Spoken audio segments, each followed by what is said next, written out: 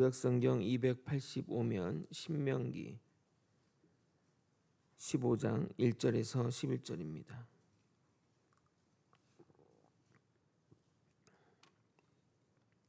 다 찾으신 줄 알고 저와 번갈아 교독하시겠습니다. 제가 먼저 읽겠습니다. 매 7년 끝에는 면제하라. 면제의 규례는 이러하니라. 그의 이웃에게 꾸어준 모든 채무는 그것을 면제하고 그의 이웃에게나 그 형제에게나 독촉하지 말지니 이는 여호와를 위하여 면제를 선포하였음이라. 이방인에게는 내게 독촉하려니와 내 형제에게 꾸어준 것은 내 손에서 면제하라. 내가 만일 내 하나님 여호와의 말씀을 듣고 내가 오늘 내게 내리는 그 명령을 다 지켜 행하면 내 하나님 여호와께서 내게 기업으로 주신 땅에서 내가 반드시 복을 받으리니 너희 중에 가난한 자가 없으리라. 내 하나님 여호와께서 내게 허락하신 대로 내게 복을 주시리니 내가 여러 나라에 꾸어 줄지라도 너는 꾸지 아니하겠고 내가 여러 나라를 통치할지라도 너는 통치를 당하지 아니하리라. 내 하나님 여호와께서 내게 주신 땅 그 어느 성읍에 서든지 가난한 형제가 너와 함께 거주하거든 그 가난한 형제에게 내 마음을 완악하게 하지 말며 내 손을 움켜쥐지 말고 반드시 내 손을 그에게 펴서 그에게 필요한 대로 쓸 것을 넉넉히 꾸어 주라. 삼가 너는 마음에 악한 생각을 품지 말라. 곧 이르기를 일곱째 해 면제년이 가까이 왔다 하고 내 궁핍한 형제를 악한 눈으로 바라보며 아무것도 주지 아니하면 그가 너를 여호와께 호소하리니 그것이 내게 죄가 되리라. 너는 반드시 그에게 줄 것이요 줄 때에는 아끼는 마음을 품지 말 것이니라. 이로 말미암아 내 하나님 여호와께서 내가 하는 모든 일과 내 손이 닿는 모든 일에 내게 복을 주시리라. 땅에는 언제든지 가난한 자가 그치지 아니하겠으므로 내가 내게 명령하여 이르노니 너는 반드시 내 땅 안에 내 형제 중 곤란한 자와 궁핍한 자에게 내 손을 펼치리라.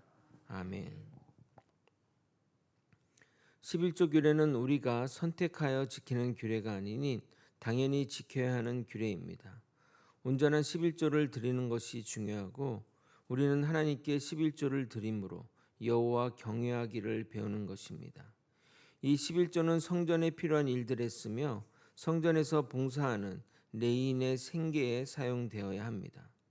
오늘은 안식년 채무 면제 규례를 살펴보도록 하겠습니다. 이 규례는 지금도 획기적이지만 당시로서는 더욱 획기적인 규례라 하겠습니다. 하나님이 얼마나 세상의 가난한 자와 사회적인 약자를 생각하는지 알 수 있는 대목이라 하겠습니다. 규례의 세부적인 내용과 규례 이행에 주어지는 축복을 살펴보도록 하겠습니다. 율법을 제정하신 하나님의 깊은 뜻을 깨닫는 우리가 되길 예수 그리스도 이름으로 소망합니다.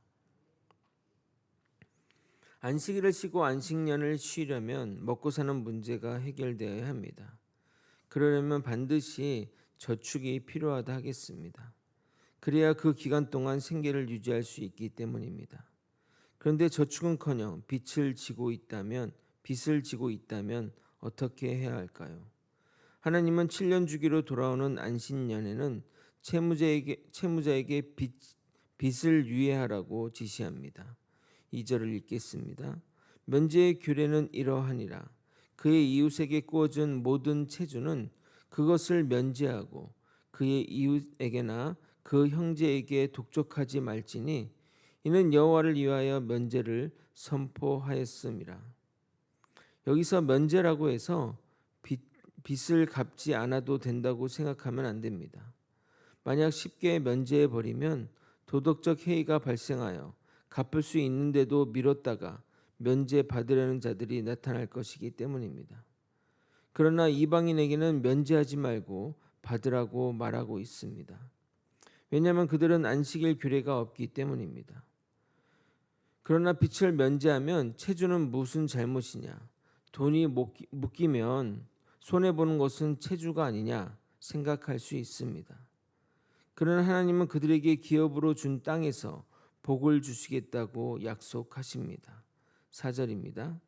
내가 만일 내 하나님 여호와의 말씀만 듣고 내가 오늘 내게 내리는 그 명령을 다 지켜 행하면 내 하나님 여호와께서 내게 기업으로 주신 땅에서 내가 반드시 복을 받으리니 너희 중에 가난한 자가 없으리라.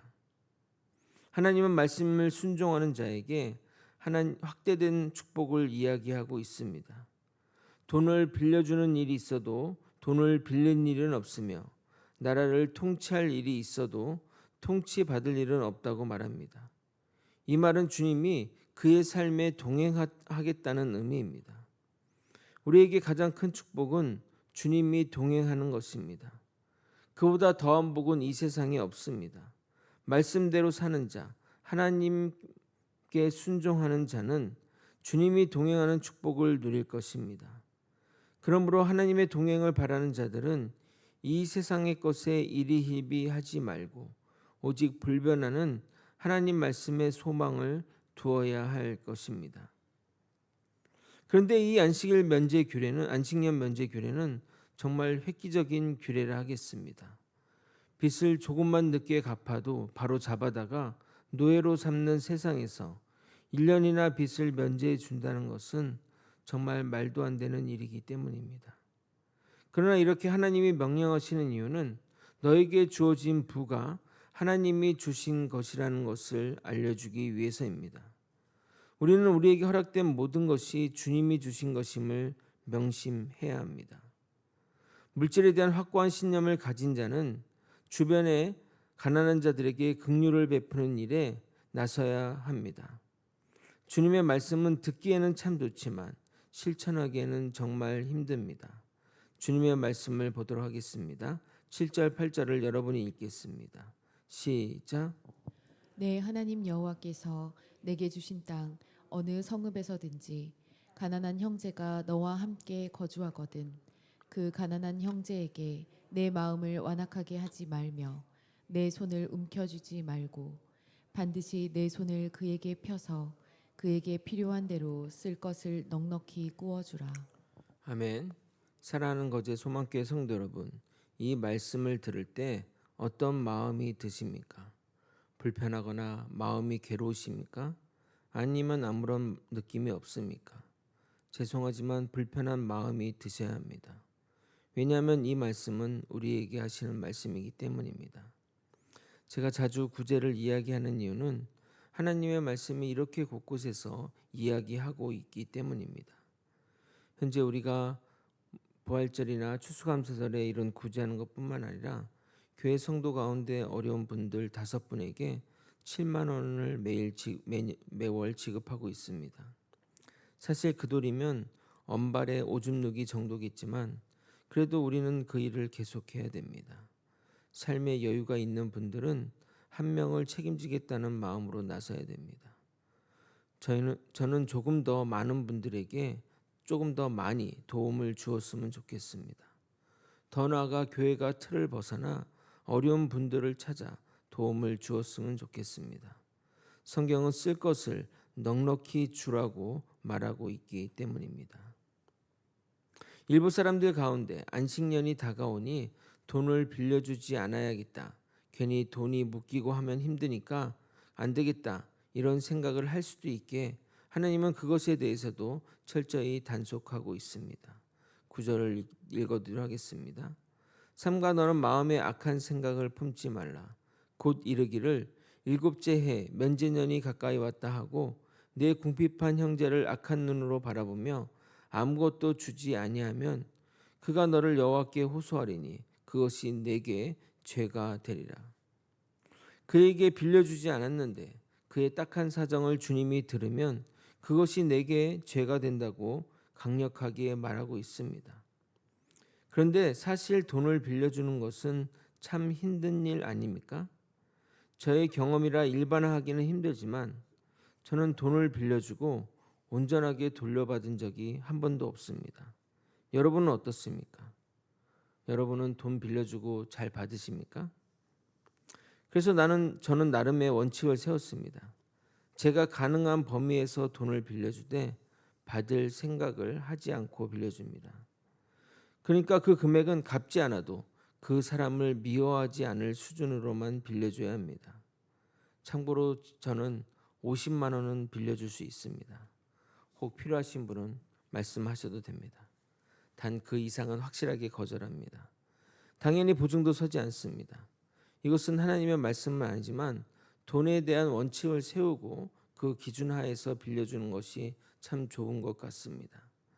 하나님은 어려운 이웃에게 손을 빌려주는 사람에게, 도움을 빌려주는 사람에게 반드시 축복하겠다고 말씀합니다. 10절입니다. 너는 반드시 그에게 줄 것이요 줄 때에는 아끼는 마음을 품지 말 것이니라. 이로 말미암아 내 하나님 여호와께서 내가 하는 모든 일과 내 손이 닿는 모든 일에 내게 복을 주시리라. 어떤 이들은 이렇게 말하는 사람도 있습니다. 아니 열심히 일하지 왜 남의 돈을 빌리냐. 그것은 욕심을 부렸거나 일하지 않았거나 해서 그런 것이 아니냐 말하기도 합니다. 그러나 사람 사는 것이 꼭 그런 것만은 아닙니다.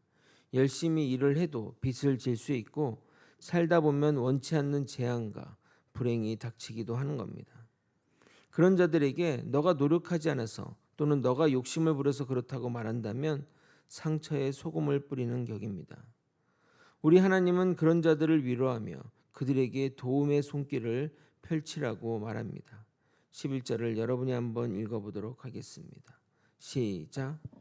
땅에는 언제든지 가난한 자가 그치지 아니하겠으므로 내가 내게 명령하여 이르노니 너는 반드시 내 땅 안에서 내 형제 중 곤란한 자와 궁핍한 자에게 내 손을 펼지니라.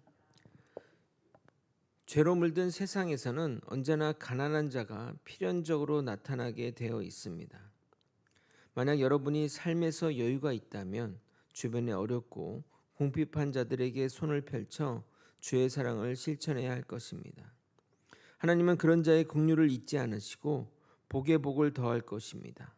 우리는 우리의 모든 것이 주의 것이니 주께 돌려드리는 우리가 되길 소망합니다. 말씀을 정리하겠습니다. 하나님의 안식년 면제 규례나 가난한 자에게 도움의 손길을 주라는 명령은 너무나 약자를 위한 것이라 불만과 불평을 가질 분이 있습니다. 그러나 반대로 생각해 보십시오. 여러분이 어려운 환경에 처하지 않은 것이 얼마나 감사한 일입니까? 남에게 베풀 여유가 있다면 이 또한 얼마나 감사한 일입니까? 마음 같아서는 저는 돈을 많이 벌어 어려운 사람들에게 도움을 주고 싶습니다.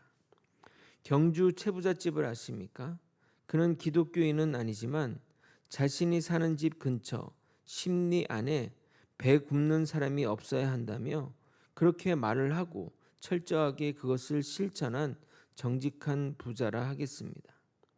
결국 그는 재산의 대부분을 독립운동에 사용하였고 지금도 사람들에게 부자라면 무엇인지를 보여준 표상이 되었습니다. 경주에 가면 그 집이 아직도 남아있는데 사람들이 그 집을 방문하며 부자란 어떻게 살아야 되는지 깨닫는다고 합니다. 마찬가지입니다. 우리가 누리는 모든 것은 다 주님이 주신 겁니다. 먼저 우리의 필요를 채우고 나머지는 아낌없이 베푸는 자가 되길 예수 그리스도 이름으로 축원드립니다. 아멘. 기도하시겠습니다. 하나님의 말씀과 하나님의 뜻을 따라 살아가는 우리 모두가 되게 하여 주시옵소서. 우리의 모든 것은 다 주님께 온 것입니다. 베풀 수 있는 것이 감사하고 어려운 자들에게 도움을 줄 수 있는 것이 감사한 일입니다. 이 모든 것 주님께 감사하며 하나님 말씀의 순종의 길로 나아가는 우리 모두가 될 수 있도록 이끌어 주시옵소서. 이 모든 것 우리 주 대신 예수 그리스도 이름으로 기도드리옵나이다. 아멘.